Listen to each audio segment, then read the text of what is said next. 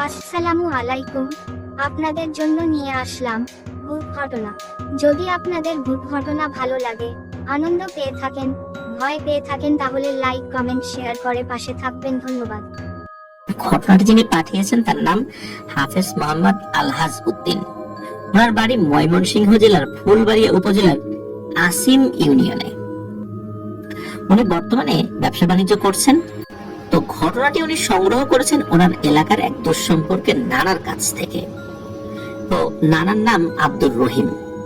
তো ঘটনাটি ঘটেছিল আজ থেকে প্রায় 40-45 বছর আগে, মানে 70-এর দশকের শেষ দিকে ঘটেছিল এমন একটা সময় বলেছে, 80-এর দশকের একদম শুরুর দিকে, নির্দিষ্ট করে সালটা বলতে পারেন নাই। তো তখন ওই গ্রামে বেশি মানুষ ছিল না এখনকার মতো, আর প্রায় জায়গায় ছিল জঙ্গলে ভরপুর। এখন যেমন রাস্তাঘাট হয়েছে তা কিন্তু অধিকাংশই ছিল না ওই সময়টাতে। আর তখন গ্রামে পানির অভাব মেটানোর জন্য পুকুর খনন করা হতো। আর আজকের দিনে যেভাবে এক্সক্যাভেটর বা আমরা যেটাকে ভেকু মেশিন বলি, যেটা দিয়ে খুব দ্রুত পুকুর খনন করা হয়, তখন কিন্তু এভাবে পুকুর খনন করা হতো না। তখন কোদাল দিয়ে মাটি কেটে পুকুর খনন করা হতো। আর ওই সময় পুকুর খননের কাজটা হতো বেশিরভাগ চৈত্র মাসে, কারণ চৈত্র মাসে বৃষ্টি হয় না। ওই সময় পুকুর খনন করাটা সহজ হয়, বৃষ্টি হলে তো পুকুর খনন করা যায় না। তো যারা এই পুকুর খননের কাজ করতেন তারা কি করতেন, ফজরের আজানের পর থেকেই পুকুর খনন এই কাজটা শুরু করতেন। আর বেলা বাড়ার সাথে সাথে রৌদ্রের তাপও বেড়ে যেত। রৌদ্রের তাপ বেড়ে গেলে ওই দিনের মতো কাজ শেষ করে দিতেন। তো এতগুলো কথা বলার পেছনে কারণ রয়েছে, এটা আমরা একটু পরেই বুঝতে পারবো কেন পুকুর খননের প্রসঙ্গটাই নিয়ে আসলাম। তো এই যে আব্দুর রহিম কাকা, ওই প্রত্যেক দিনের মতো ওই দিনেও কাজে যান। উনিও কিন্তু এই পুকুর খননের কাজের সাথে নিয়োজিত ছিলেন। তো যথাসময়ে উনি কাজ শেষ করেন, দিনের বেলাতে কাজ শেষ করে দেন। ওই যে সূর্যের তাপ বেড়ে গেছে, এই কারণে কাজ শেষ করে দিয়েছেন। তো ওনারা যে জায়গায় পুকুর খননের কাজ করছিলেন অনেক মানুষ মিলে, সেটা ছিল পার্শ্ববর্তী একটা গ্রাম, মানে ওনাদের যে গ্রাম আর ওই গ্রামটা ছিল তার পাশের গ্রাম। ওই জায়গাটিকে মানুষ কামার চালা নামে চিনে। তারা যাতায়াতের জন্য যে রাস্তা ব্যবহার করছিলেন, সেই রাস্তাটা ছিল অনেক পুরনো। একটা বট গাছও ছিল, এটা এখনো আছে। আর একটু সামনে ছিল বেশ বড় বড় 3টা গাছ। স্থানীয়ভাবে ওইটাকে তরুণ গাছ বলে। তো তরুণ গাছ এখনো আছে, তবে এখন আছে 2টি। একটি গাছ ঝড়ে ভেঙে পড়ে যায়। আর এই গাছ থেকে আরেকটু সামনে গেলে ছিল একটি চিতাখোলা। চিতাখোলাটি এখনো ব্যবহৃত হয়।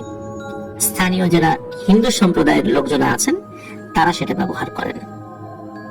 তো যেদিন ঘটনার সূত্রপাত হয়, তো সেদিনের মতো কাজ শেষ করে সবাই যে যার মতো বাড়িতে চলে আসেন, কারণ বেলা বেড়ে গেছে, রোদ উঠে গেছে, বেশি কাজ করতে কষ্ট হচ্ছে, সবাই চলে যান।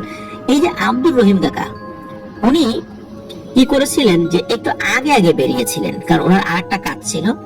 তো ওনার একটা সাইডে দায়িত্ব ছিল যে এইটুকু করে উনি চলে যাবেন। তো উনি ওই সাইডের কাজটা একটু দ্রুত শেষ করে বাড়ির দিকে রওনা দেন একা একা। সাধারণত একসাথেই সবাই আসেন, একসাথে কাজ শেষ করেন, কিন্তু ওই দিন দুপুরবেলা উনি একাই আসছিলেন। এখন দিনের বেলা আসা যাওয়া তো আর কোনো ভয় নাই, সেটা যত নির্জন এলাকায় হোক না কেন। তো উনি আসার পথে যখন ওই চিতাখোলা পার হবেন, তখন দেখতে পান ওই চিতাখোলার কাছে একটা বড় কাঁঠাল গাছ ছিল। ওই কাঁঠাল গাছের গোড়ায় কে যেন একজন বসে আছে। দেখে মনে হচ্ছে মহিলা অবয়ব না পুরুষ অবয়ব, ঠিক একটা মানে স্পষ্ট বোঝা যাচ্ছিল না। তো ওই জায়গাটা ছিল খুবই নির্জন। তো ওই নির্জন জায়গায় একজন মানুষকে বসে থাকতে দেখে তো কাকার একটু কৌতূহল জাগে, কি ব্যাপার, এই নির্জন জায়গায় মানুষজন দিনের বেলাতে চলাফেরা করে না, উনি ভর দুপুর বেলায় এখানে বসে আছে কেন? উনি দূর থেকে কয়েকবার ডাক দেন যে আপনি কে, কি করেন ওখানে, এখানে কি, এরকম প্রশ্ন আর কি গ্রামের লোকজন যেটা করে, যে কোন বাড়ির লোক আপনি, কার মেহমান, এরকম করে বলছেন। তো ওই লোকটাকে উনি চেনেন না, গ্রামের লোকজন কিন্তু একজন একজনকে চেনে। যদিও বা ওইটা পার্শ্ববর্তী গ্রাম ছিল আর কি, বা পার্শ্ববর্তী গ্রামের রাস্তা আর কি। তো ওই লোকটাকে উনি চিনছিলেন না। চিন্তা করছেন কোনো বাড়ির মেহমান হয়তো বা আসার পথে বিশ্রাম নিচ্ছে এই গাছের নিচে বসে, তাকে বাড়িতে পৌঁছে দেওয়া যায় কিনা এটাও চিন্তা ছিল গ্রামের মানুষজনের, এরকম উপকারী মনোভাব থাকে কিন্তু। তো উনি যখন বেশ কয়েকবার ডাক দেন, কোনো উত্তর পাওয়া যায় না, তখন এই কাকা একটু এগিয়ে যান, মানে রহিম কাকা একটু এগিয়ে যান। তো ওই জিনিসটাকে দেখে কিন্তু উনি কোনো ভয় পাননি, আর ভয় পাওয়ার কথাও না দিনের বেলা। তো উনি কাঁঠাল গাছের দিকে এগোতে থাকেন। এগোতে থাকার একটা পর্যায়ে উনি দেখেন এই মানুষরূপী এই জিনিসটা, এটা কি মহিলা না পুরুষ ভালো করে বুঝতে পারেন নাই, বড় কাপড় পরা ছিল, এক লাফে ওই কাঁঠাল গাছের মাথায় উঠে যায় এবং ওঠার পর আর তাকে দেখা যায় না। সাধারণত কোন বানরও মাটি থেকে এক লাফে গাছের ডালে ওঠে না, লাফ দিয়ে গাছের একটা জায়গায় ওঠে, তারপর আবার লাফ দিয়ে ডালে উঠতে পারে, কিন্তু এক লাফে একটা মানুষ এভাবে উঠে যাবে, এইটা তো স্বাভাবিক কিছু না। এটা দেখে কাকা ভয় পেয়ে যান। উনি ওখানে আর এক মুহূর্ত দেরি না করে এক দৌড় দেন, এক দৌড়ে উনি বাড়ি চলে আসেন। তো কাকা বাড়িতে আসার পর বাড়ির লোকজনের সাথে সবকিছু শেয়ার করেন। এখন দিনের বেলা এই ধরনের ঘটনা ঘটেছে, তার উপর আবার শ্মশানের চিতা খোলার ওখানে, বাড়ির লোকজন একটু ভয় পান। তো গ্রামে কিছু রিচুয়াল রয়েছে, মানুষ যদি ভয় পায় তাহলে গরম পানি, লোহার উপরে লবণ দিয়ে এই ধরনের কিছু কাজ করে আর কি। এটা গ্রামের একটা সাধারণ রিচুয়াল। তো ওইভাবে করে কাকাকে খাওয়ানো হয় এবং কাকার স্বাভাবিক যে ট্রিটমেন্ট ওটা করানো হয়, গ্রামের লোকজন যেটা করে।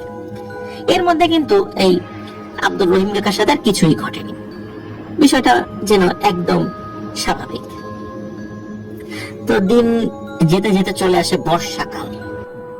তো বর্ষার এক বিকেলে এই আব্দুর রহিম কাকা এবং ওই কাকার একজন কাকা, মানে তাকে দাদা বলা যায় আর কি, তো তারা গিয়েছেন এই আসিম বাজারে বাজার করতে। তো এই যেই দাদা গিয়েছেন উনি ছিলেন অন্ধ, আমরা বোঝার সুবিধার্থে তাকে দাদা বলে সম্বোধন করি। তো যথাসময় বাজারের কাজ শেষ করে রওনা হন বাড়ির পথে। রাস্তার একটু বিবরণ দেই, এই আসিম বাজার থেকে ময়মনসিংহের যে রাস্তাটা, সেটা কিন্তু ওই সময় পাকা হয়নি, তখন ছিল কাঁচা রাস্তা, আর রাস্তার দুধারে ছিল বড় বড় তাল গাছ। তো কাকা এবং ওই দাদা বাজার থেকে বের হয়ে রাস্তা দিয়ে হাঁটতে শুরু করেন বাড়ির দিকে। আর ওই দাদা তো চোখে দেখেন না, তো কাকা যেদিক দিয়ে যাচ্ছেন উনি ওইভাবে আস্তে আস্তে তার পিছু পিছু যাচ্ছেন। তো কিছু দূর আসতেই এই আব্দুর রহিম কাকা দেখেন একটা তাল গাছের গোড়ায় বিশাল এক ষাঁড় গরু বাঁধা। আর দাদা তো অন্ধ, উনি তো কিছু দেখছেন না, তখনও কিন্তু মাগরিবের আজান দেয়নি, মানে চারদিকে আলো আছে। তো আব্দুর রহিম কাকা ওই বিশাল ষাঁড় গরু দেখে দাদাকে বলেন, এই দেখেন এখানে একটা বিশাল ষাঁড় গরু বাঁধা। তো দাদা গরুর কথা শুনে কাকাকে বলেন, আর দূর পাগল, এইটা কোনো মানুষের হবে, হয়তো বা এখানে গরুটা বেঁধে আর একটা গরু আনতে গেছে, ও কিছু না, চল। তো দাদা সামনের দিকে আগাতে থাকেন। এভাবে আরো কিছু দূর আসতেই ওই আব্দুর রহিম কাকা লক্ষ্য করেন হুবহু ওই ষাঁড়টি সামনে আরেকটি গাছে বাঁধা। তখন কাকা তো অবাক হয়ে দাদাকে বলেন যে, কাকা পিছনের ওই গরুটি আমাদের সামনে এলো কিভাবে? এই কথা শোনার পর ওই দাদা বুঝতে পারেন বিষয়টা স্বাভাবিক না, কারণ ওনার বয়স হয়েছিল, আর বয়স তো এমনি বাতাসে হয়নি, অভিজ্ঞতার একটা ব্যাপার তো আছে, তাই না? উনি কিন্তু বিষয়টা বুঝতে পেরেছিলেন, কিন্তু উনি কাকার মনে যেন ভয় না হয় এই জন্য কিভাবে সাহস যোগাবেন ওই চিন্তা করে বলেন, আরে পাগলা, কিছু না, সবার গরু কি তুই চিনিস নাকি? আর প্রথম নজরে ওই গরু দেখছিস, এখন ওরকম আর একটা কালারের গরু তো থাকতেই পারে, এটা আর একজনের গরু, গাছে বেঁধে বাজারে গেছে, আশেপাশে গেছে বা ঘাস কাটতে গেছে, এখনো তো মাগরিবের আজান দেয় নাই, রাত হয়ে গেলে একটা কথা ছিল, চল বাড়ির দিকে চল, হাঁটতে থাক। তো তখনও কিন্তু এই আব্দুর রহিম কাকা ভয় পান নাই, কারণ ওনার কাকা মানে দাদা, উনি তো তাকে সাহস দিচ্ছেন, আর মানুষ দুইজন, ভয়ের কি আছে? তো ওনারা তো সামনের দিকে আগাতে থাকেন। তো কিছু দূর আসার পর রাস্তার ধারে একটি তেঁতুল গাছ ছিল, যদিও বা এখন সেই গাছটি নেই, কেটে ফেলা হয়েছে। তো সেই তেঁতুল গাছের কাছে যখন ওনারা আসেন, তখন এই কাকা বড় রঙের একটি বিড়াল দেখতে পান, যা কিনা কুকুরের মতো বড় ছিল। তখন মাগরিবের আজান দিবে দিবে ভাব, বা কোনো কোনো মসজিদে হয়তো বা দিয়েও দিয়েছে। ওই বিড়ালটি দেখার পর কাকা দাদাকে বলেন, ও দাদা, এ আমি কি দেখছি? দাদা যখন জিজ্ঞেস করলেন এ কি দেখিস, তখন এই আব্দুর রহিম কাকা বলেন, একটি বিড়াল তেঁতুল গাছের কাছে, কিন্তু এই বিড়ালটি দেখতে তো কুকুরের মতো বড়। তখন কিন্তু দাদা বুঝতে পেরেছেন যে, মানে নিশ্চিত হলেন যে তাদের পিছনে কোনো খারাপ জিন পিছু নিয়েছে। কিন্তু দিনের বেলা মাগরিবের আজান দেওয়ার আগেই এই জিনিসগুলো পিছু নিল কেন? সন্ধ্যাও তো লাগেনি, বা এখন হয়তো আজান দিয়েছে কোনো মসজিদে মাগরিবের, কিন্তু দিনের বেলা এসে এই জিনিসগুলো পিছু নেবে, এটা কেন? এমন তো কখনো শুনি নাই। দাদা কিন্তু মনে মনে সূরা কালাম পড়ছিলেন, কিন্তু কাকাকে ঠিকই সাহসও দিচ্ছিলেন, কারণ উনি যদি ভয় পেয়ে এখন একটা দুর্ঘটনা ঘটে, এখন এই দাদা তো চোখে দেখেন না, তাহলে তো আরো বিপদ হবে। উনি যদি দৌড়ে অন্যদিকে চলে যান ভয়ে, তাহলে উনি বাড়িতে ফিরবেন কিভাবে? আর উনি তো এই পিশাচের আক্রমণের শিকার হতে পারেন।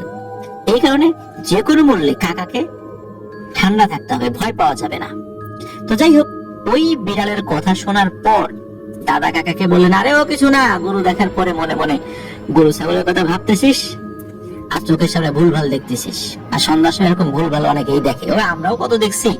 চল চল বাড়ি চল, ভয় নেই, আমি তো আছি, তাই না? আর দোয়া কালাম করতে থাক, যেহেতু ভয় লাগছেই। তো ওনারা আবার হাঁটতে শুরু করলেন বাড়ির দিকে। বাড়ির কাছাকাছি আসতে আসতে তখন কিন্তু ওনারা স্পষ্টভাবে মাগরিবের আজান যে দিয়ে দিয়েছে এটা বুঝতে পারেন।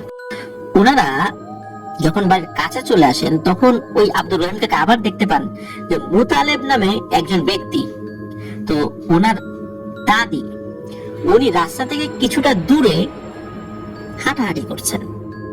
তো ওই মহিলাটি কাকার খুব পরিচিত ছিল, তাই তাকে চিনতে দেরি হয়নি। আর উনি চিন্তা করছিলেন যে কি ব্যাপার, উনি সন্ধ্যার আজান দিয়ে দিয়েছে, এখন হাঁটাহাঁটি করছেন, হাঁটাহাঁটি করতেই পারেন, ওইটাও বিষয় না। তো উনি বাড়িতে ঢুকে পড়েন। ঢোকার পর ওই যে দাদা, অন্ধ দাদা, উনি বাড়ির লোকদেরকে ডাকতে লাগলেন। বাড়ির লোকজন সবাই আসলো। তখন ওই দাদা বলেন যে, এই আব্দুর রহিম, বাড়ির সবাইকে রাস্তায় কি কি দেখছিস খুলে বল। তখন কাকা তো সব ঘটনা বাড়ির লোকদেরকে খুলে বলেন, এবং শেষ পর্যন্ত যে ওই যে একজন দাদিকে দেখেছেন সেটাও বলেন। তো দাদিকে দেখা এটা স্বাভাবিকভাবে কেউ কেউ নিলেও একজন আবার দৌড় হয়ে বাড়িতে চলে যান, ও দাদি তুমি কোথায়? তো দেখে দাদি দিব্যি ঘরের মধ্যে বসে আছে। তুমি কি একটু বাইরে বের হয়েছিলা? দাদি বলে, না তো, আমি তো বাইরে বের হইনি। তখন ওই লোক আবার দ্রুত এই আব্দুর রহিম কাকার কাছে এসে বলে যে, আপনি তো যে দাদিকে দেখছেন, দাদি তো নাকি বাড়ি থেকে বাইরে বের হয়নি। তখন ওনারা আরো নিশ্চিত হন এতক্ষণ যা যা দেখেছেন সবগুলোই ভয়ানক কোন পিশাচ জিনের কাজ। কিন্তু আরো ভয়ানক ব্যাপার সামনে কিন্তু অপেক্ষা করছিল, এটা কিন্তু ওনারাও মোটেও বুঝতে পারেননি। তো এই ঘটনা ঘটে গেল। কাকার কিন্তু কিছু হয়নি, মানে ভয় পেয়ে জ্বর চলে আসে, অজ্ঞান হয়ে যায়, কিছুই না। আর কাকার পরিবারও কিছু বুঝতে পারেনি যে কোনো হুজুর ডেকে কোনো কিছু করবেন। আর কাকাও ছিল বেশ সাহসী একজন মানুষ। তো কাকার দিন যেতে থাকে স্বাভাবিকভাবেই। এর কিছুদিন পর ওনার এলাকায় আসে শূকরের পাল নিয়ে কয়েকজন রাখাল। এরা গ্রামে থাকেন, তারা চিনে থাকবেন প্রিলিসেনার। এরা কিন্তু মাঝে মাঝে আসে, এখনো দেখা যায় যে 4 থেকে 5 জন রাখাল বিশাল এক পাল শূকর নিয়ে আবির্ভাব হয়। এই শূকরগুলো চড়ায়, নির্দিষ্ট একটা সময় পর্যন্ত চড়ায়, পরে আবার মালিকের কাছে শূকরগুলো ফেরত দেয়। এর বিনিময়ে বেশ মোটা অঙ্কের টাকা পায়। এটা কিন্তু বহুকাল ধরে এই কাজগুলো হয়ে আসছে। এখন যদি অনেকটা কমে গেছে, কিন্তু এখনো কিন্তু আপনারা গ্রাম এলাকায় শুধু না, বিশেষ করে শহরের সাইডে যেখানে একটু মাঠঘাট আছে, সেখানেও কিন্তু এরকম দেখতে পাবেন। তো ওইখানে এই শূকরের পাল নিয়ে কিছু রাখাল আসে। তো ওরা ওখানে তাঁবুর মতো একটা জিনিস তৈরি করে। ওরা সকালবেলা এই শূকরগুলোকে নিয়ে বের হয় খাবার খাওয়ানোর জন্য, আবার বিকেলবেলা চলে আসে। ওখানে শূকরগুলোকে এক জায়গায় রেখে দেয়। ওরা কিন্তু পালায় না, একটা জায়গায় থাকে। তো এভাবেই চলছিল বেশ কয়েকটা দিন। ওই শূকরের রাখালগুলো নাকি প্রত্যেকটা বছর এখানে আসতো, একটা নির্দিষ্ট সময় এখানে আসতো, আবার চলেও যেত ওদের কাজ হয়ে গেলে। তো ওরা যেখানে থাকতো একটা রাস্তার পাশে, ওই রাস্তাটা একটা ঝোপ জঙ্গলের পাশে আর কি, যদিও বা এখন নাকি ওখানে জঙ্গলের ছিটে ফোটাও নেই, তো এখন অনেক ঘর বাড়ি হয়েছে নাকি সেখানে। তো ওই রাখালগুলো রাত্রে যখন ওই শুকরগুলোকে এক জায়গায় রেখে তাঁবুতে বিশ্রাম নিচ্ছিল, ঘুমানোর প্রস্তুতি নিচ্ছিল, হঠাৎ করেই নাকি একটা ভয়ঙ্কর আওয়াজ ওরা শুনতে পায়। হাতি চিৎকার করলে যেভাবে আওয়াজ শোনা যায় ওই রকম। তো ওরা সবাই বের হয়, ওরা চিন্তা করেছিল এই শুকরকে কোনো বন্য জন্তু আক্রমণ করলো কিনা। কিন্তু বের হয়ে ওরা যে জিনিসটা দেখে, এটা দেখে তো ওরা মারাত্মক ভয় পায়। ওরা দেখে কোত্থেকে যেন বিশাল আকৃতির একটা হাতি এসেছে, এবং এই হাতিটা স্বাভাবিক হাতির থেকেও আরো অনেক বেশি বড়। রাত তখন আনুমানিক 9টা কি 10টা হবে, খুব যে বেশিটা তা কিন্তু না। তবে 1980 সালের 80 দশকের প্রথম দিকে বা 70 দশকের শেষ দিকে গ্রামে 9টা 10টা মানে কিন্তু অনেক রাত। ওই সময় মানুষ গভীর ঘুমে বিভোর। তো ওই হাতিটা এসেই নাকি সে হুঙ্কার শুরু করেছে, এবং অদ্ভুত ব্যাপার হলো হাতির যে সুর, এই সুর দিয়ে নাকি আগুন বের হচ্ছিল। ধরুন যে কোনো একটা পাইপ দিয়ে আগুন বের হচ্ছে, ঠিক তেমন। তো এই দৃশ্য দেখে ওই রাখালগুলো তো জোরে জোরে ওরে বাবা গো মাগো বলে চিৎকার করতে থাকে, কে কোথায় আসো আমাদেরকে বাঁচাও। আর ওরা গ্রামের দিকে দৌড়াতে থাকে। ওরা কিন্তু গ্রাম থেকে একটু দূরে থাকে, কারণ শুকরগুলো যদি ওখান থেকে বের হয়ে মানুষের বাড়িতে ঢুকে ময়লা আবর্জনা করে, এই জন্য। তো ওদের চিল্লানোর শব্দে গ্রামের অধিকাংশ মানুষই ছুটে আসে ওইদিকে। কি হলো? যেহেতু ওই রাখালগুলোকে তার আগে থেকে চিন্তার, ওরা ওখানে আসা রেখে জানে, ওদের চিৎকার চেঁচামেচি শুনে বুঝতে পেরেছিল যে রাখালরা এরকম চিৎকার চেঁচামেচি করছে। তো রাখালগুলো যখন মানুষ দেখতে পায়, তখন ওদের মধ্যে একজন বাদে বাকি সবাই ঠাস ঠাস করে পড়ে অজ্ঞান হয়ে গেছে। তো ওই একজন মানুষকে বলে যে এই ঘটনা, তোমরা তাড়াতাড়ি চলো, জানি না ওইদিকে কি অবস্থা। এই কথা শোনার পর লোকজন কি করেছে, লাঠি দা তারপরে মশাল জ্বালিয়ে এসেছে, কারণ যদি হাতি আসে হাতিকে ভয় দেখায় তাড়াতে। তো ওরা চিন্তা করছে শেরপুর বা ওই দিক থেকে কোনো হাতি টাতি চলে এসেছে কি। তো সকলে ওইদিকে চলে আসে। আসার পর দেখে যে এই যে শুকর যে জায়গাগুলোতে রাখা ছিল, এখানে অল্প কয়েকটা শুকর বাদে আর কোনো শুকরই নেই। আর যে অল্প কয়েকটা শুকর ছিল সবগুলো ছিল মৃত। এখন কথা হলো যে বাকি শুকর গুলো গেল কোথায়, আর এই অল্প শুকর যেগুলো মৃত পড়ে আছে এরা কেন পালাতে পারলো না। এই শুকর গুলো নাকি খুবই দুষ্ট ছিল, রাতের বেলা দল থেকে বের হয়ে বাইরে চলে যেত, এদেরকে অনেক কষ্টে ধরে আনতে হতো। এই কারণে ওই নির্দিষ্ট কয়েকটা দুষ্ট শুকর গুলোকে বেঁধে রাখা হতো, যাতে করে তারা আর বাইরে যেতে না পারে। মূলত যে শুকর গুলো বাঁধা অবস্থায় ছিল সবগুলো ওখানে মৃত অবস্থায় পড়েছিল, আর যে শুকর গুলো ছাড়া ছিল মানে বাঁধা হয়নি, সেই শুকর গুলো যে যেদিকে পেরেছে সেদিকেই পালিয়ে গিয়েছে। তো এই ঘটনা ঘটার পর গ্রামের মানুষের মাঝে দেখা দেয় আতঙ্ক। ওদিকে যারা অজ্ঞান হয়ে গিয়েছিল গ্রামের কিছু লোকজন মিলে ওদের জ্ঞান ফিরিয়ে এনেছিল। তো সকাল হতে দেখা যায় যে বিভিন্ন জায়গা থেকে ওই হারানো শুকর গুলো একা একাই ওই জায়গাতে ফেরত আসছে। বেশ কয়েকটা শুকর মিসিং থাকলেও ওই শুকর গুলোর জন্য তারা আর অপেক্ষা করেনি। যেই শুকর গুলো চলে এসেছিল সেগুলোকে নিয়েই ওরা গ্রাম ছেড়ে চলে যায়। ওদের মধ্যে যারা অজ্ঞান হয়ে গেছে তাদের মধ্যে বড় ধরনের কোনো সমস্যা হয়নি, জাস্ট অজ্ঞানী হয়ে গেছিল, জ্বর টর এরকম আসে নাই, এরকমই জানা যায়। তো এই শুকরের যারা রাখাল এরাও কিন্তু টুকটাক ব্ল্যাক ম্যাজিক জানে নিজেদের প্রয়োজনে, কিন্তু এই আগুনওয়ালা হাতি দেখার পর তারা ওই ধরনের টুকটাক জাদুবিদ্যা কোনো কিছুই কাজে লাগাতে পারেনি, মানে এতটা ভয় পেয়ে গেছিল। কারণ কি এই ধরনের ব্যাপারগুলো মোকাবেলা করার মতো টুকটাক জাদু তারা শেখে না। তারা শেখে কিভাবে শুকরগুলোকে এক জায়গায় রাখা যায়, কিভাবে শুকরগুলো যেন চুরি না হয়, এই এতটুকুই, এছাড়া বেশি কিছু না। তো এই রাখালগুলো গ্রাম ছেড়ে চলে যাওয়ার পর গ্রামের মানুষগুলো সময়ের সাথে সাথে এই ঘটনাটিও একটা সময় ভুলে যায়। সময় চলতে থাকে তার গতিতে। এই যে আব্দুর রহমান কাকা, ওনার যে পুকুর খনন করেছিলেন, সেই পুকুরের মালিক একদিন দাওয়াত করেন সকলকে। তখন ওই গ্রামে একটা রীতি ছিল, যারা কামলা হিসাবে ওই পুকুর খনন করবেন, পুকুর খননের পর ওই পুকুরে যে মাছ ছাড়া হয়, ওই মাছগুলো যখন ধরা হবে ওই মাছগুলো দিয়ে তাদেরকে দাওয়াত করে খাওয়ানো। তো নিয়ম অনুযায়ী সবাই যায় দাওয়াত খেতে, যারা কাজ করেছিলেন, আশেপাশের লোকজন এসেছিল। আর তাদের দাওয়াত ছিল রাতের বেলা, কারণ দিনের বেলা মাঠে কাজ করে মানুষজন, এই জন্য দিনের বেলা দাওয়াত খাওয়া সম্ভব না। আর এসব দাওয়াত খেতে গেলে অনেকে তাদের বাড়িতে যে ছোট্ট শিশুরা থাকতো তাদেরকে সাথে নিয়ে যেত। তো আব্দুর রহিম কাকাও নিয়ে যান তার ছোট্ট ছেলেকে, যার বয়স ছিল 5 কি 6 বছর। তো দাওয়াত খাওয়া শেষ করে সবাই বাড়ি ফিরছিলেন।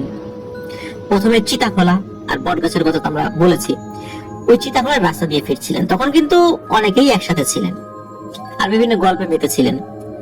আর আব্দুর রহিম কাকার যে সন্তানটা, সে কিছুটা হাঁটার পর তার বাবাকে বলছে, বাবা আমি আর হাঁটতে পারছি না, আমি তোমার কাঁধে উঠবো। তখন আব্দুর রহিম কাকা আদর করে তাকে কাঁধে উঠিয়েছিলেন। দুই পা দুই কাঁধের এই পাশ এক পাশ দিয়ে নামিয়ে দেন, আর ওনার ছেলে উনি রেখে দিয়েছেন।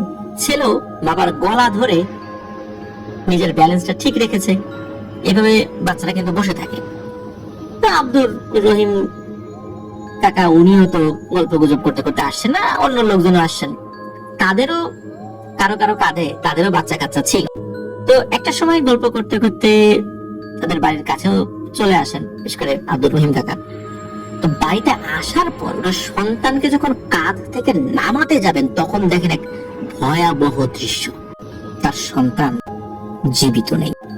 এই অবস্থা দেখে কাকা তো দেন প্রচন্ড জোরে এক চিৎকার। তার চিৎকার শুনে সবাই বাইরে চলে আসে।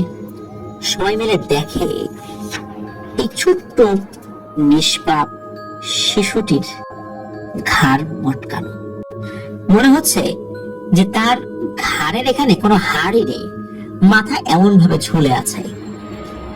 এক ভয়াবহ দৃশ্য, কান্নার রোল পড়ে যায় বাড়ি জুড়ে। কিন্তু কখন এই মর্মান্তিক ঘটনা ঘটে কেউ বলতে পারেনি।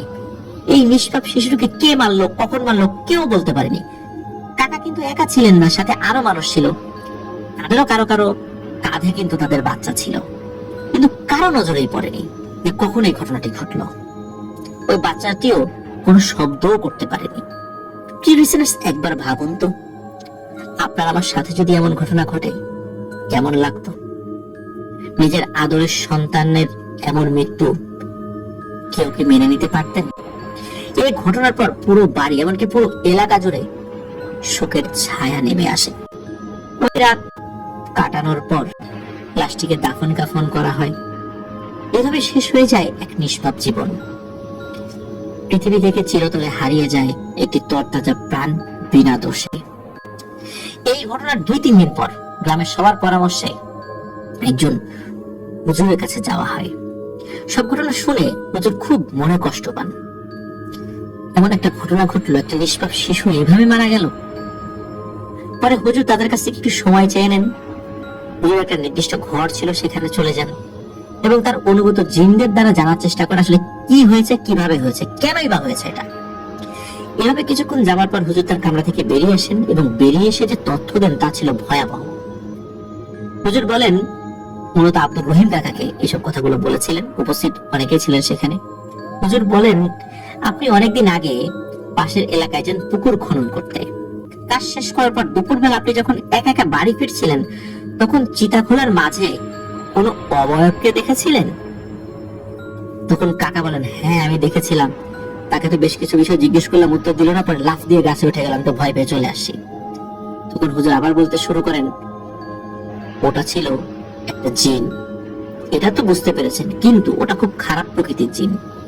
তাতেও খুব বেশি সমস্যা হতো না, কিন্তু সমস্যা যেটা হয়েছে, ওই জিনটাকে আপনি যখন দেখেছিলেন তার কিছুক্ষণ আগে কোন একটা ভুলের কারণে ওই জিনটাকে তার গোত্র থেকে বের করে দেয়া হয়। সে প্রচন্ড রাগ এবং মনে কষ্ট নিয়ে ওই জায়গাটাতে বসেছিল, ওই চিতাখোলার ওই কাঁঠাল গাছের ওইখানে।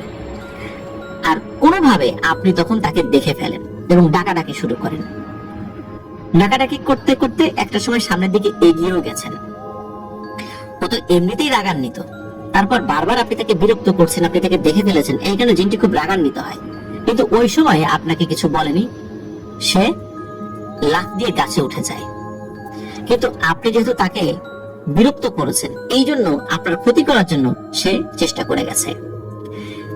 আপনি আপনার এক কাকার সাথে বাজার থেকে আসার সময় ষাঁড় গরু দেখেছেন, বিড়াল দেখেছেন, আবার একজন মহিলাকে দেখেছেন। এভাবে আপনাকে ভয় দেখিয়েছে, কিন্তু আপনার আরো বড় ক্ষতি করার চেষ্টা সে করেছিল। বারবার সে যখন ক্ষতি করতে পারছিল না, তখন চিন্তা করলো যে অন্যভাবে ক্ষতি করা যায় কিভাবে। তখন গ্রামের বিভিন্ন মানুষের উপরও ওর ক্ষোভ সৃষ্টি হয় অকারণে। এই যে শূকরের পালের উপর একটি হাতি এসে আক্রমণ করেছিল, এটাও এই জিনেরই কাজ।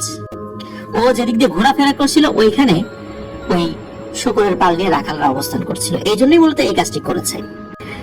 আর সুযোগ বুঝে আপনার ছেলের উপর সে আক্রমণ করেছিল। আপনারা যখন চিতাখোলার ওই দিক দিয়ে যাচ্ছিলেন, সুযোগ বুঝে সে গাছ থেকে নেমে আপনার ছেলের ঘাটটা মটকে দেয়, এমন ভাবে মটকে দেয় যে আপনার ছেলে কোনো শব্দও করতে পারেনি। তো এখন নাকি ও আর কোনো ক্ষতি করবে না, আপনার উপর রাগ ছিল, সেই রাগটি আপনার ছেলের উপর দিয়ে ছেড়েছে। এখন আমি যদি ওই জিনটিকে হাজির করে শাস্তি দেই, এতে করে আপনাদের আরো বেশি ক্ষতি হওয়ার আশঙ্কা থাকবে। এখন আপনারাই বলুন, আমি কি ওই জিনটিকে শাস্তি দেব?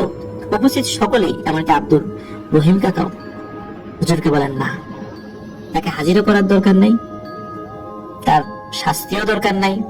তাকে শাস্তি দিতে গিয়ে আমি আমার পরিবারের অন্য সদস্যদেরকে হারাতে চাই না, ওর বিচার আল্লাহ করবে। এই বলে হুজুরের কাছ থেকে সকলে বিদায় নিয়ে চলে আসেন। এটি ছিল ঘটনা। যিনি ঘটনা পাঠিয়েছেন উনি বলেছেন সেই বট গাছ, তরুণ গাছ, চিতাখোলা আছে। এটা ছবিগুলো পরবর্তীতে আমাদেরকে পাঠাবেন। প্রিয় লিসেনার্স, এটি ছিল ঘটনা। আশা করছি ঘটনাটি আপনাদের ভালো লেগেছে। একজন বাবা বুঝতে পারে বা একজন মা বুঝতে পারে সন্তান হারানোর কষ্টটা কতটুকু। আমরা ঘটনা শুনে ভয় পেতে পারি, কিন্তু সন্তান হারানোর কষ্টটা কিন্তু আমরা ওইভাবে ফিল করতে পারবো না। আসসালামু আলাইকুম, আপনাদের জন্য নিয়ে আসলাম ভূত ঘটনা। যদি আপনাদের ভূত ঘটনা ভালো লাগে, আনন্দ পেয়ে থাকেন, ভয় পেয়ে থাকেন, তাহলে লাইক, কমেন্ট, শেয়ার করে পাশে থাকবেন। ধন্যবাদ।